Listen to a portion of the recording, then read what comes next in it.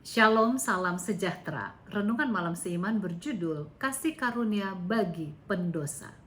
Sesungguhnya aku menyertai engkau dan aku akan melindungi engkau kemanapun engkau pergi. Dan aku akan membawa engkau kembali ke negeri ini, sebab aku tidak akan meninggalkan engkau, melainkan tetap melakukan apa yang kujanjikan kepadamu. Kejadian 28 ayat 15. Kebesaran kasih karunia Allah sangat nyata bagi manusia yang diciptakan Tuhan. Sewaktu Adam dan Hawa jatuh dalam dosa, langsung Tuhan mencari manusia dan memberikan penawar dosa, yaitu domba yang disembelih di Taman Eden, di mana ini melambangkan Yesus yang mati untuk manusia yang berdosa. Kisah Abraham juga merupakan bukti dari kasih karunia Allah. Demikian juga dengan para keturunannya. Salah satu yang kita ingin pelajari pada renungan seiman malam ini ialah kasih karunia Allah kepada Yakub, seorang yang dikenal sebagai penipu dan pendusta.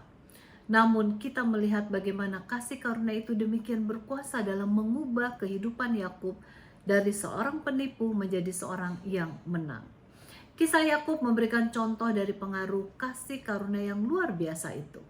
Bayangkan, rumah tangga Yakub adalah suatu rumah tangga yang penuh dengan kebahagiaan. Namun akhirnya menjadi rumah tangga yang terpecah belah, saling membenci satu sama lain, dan akhirnya timbul suatu ketidakpercayaan kepada orang tua.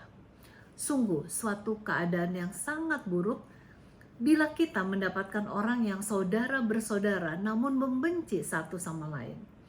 Kebencian itu bukan hanya terjadi antara Esau dan Yakub, tetapi sampai keturunannya, sehingga timbul peperangan yang terjadi antara kedua keturunan tersebut untuk beratus-ratus tahun lamanya.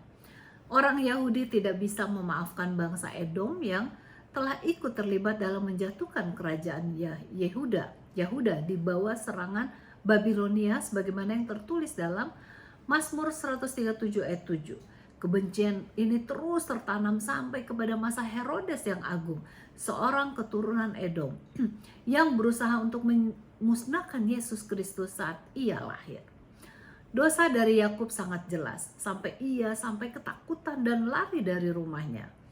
Ia merasakan sangat berdosa sebab ia telah menipu bapaknya, saudaranya, maupun jiwanya sendiri dan kepada Tuhan.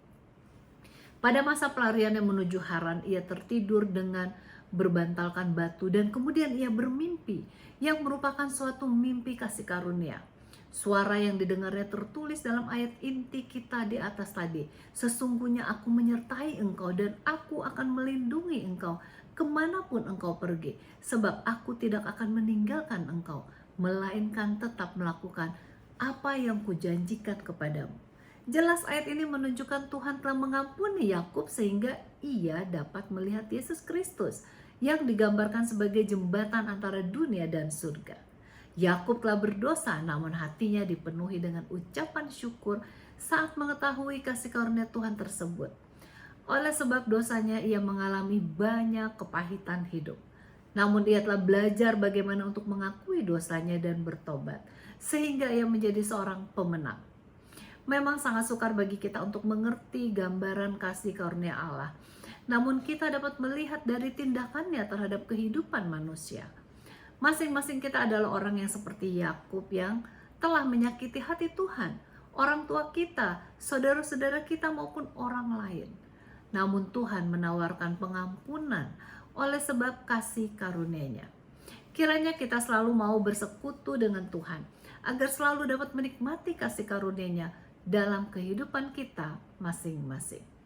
Tuhan Yesus memberkati.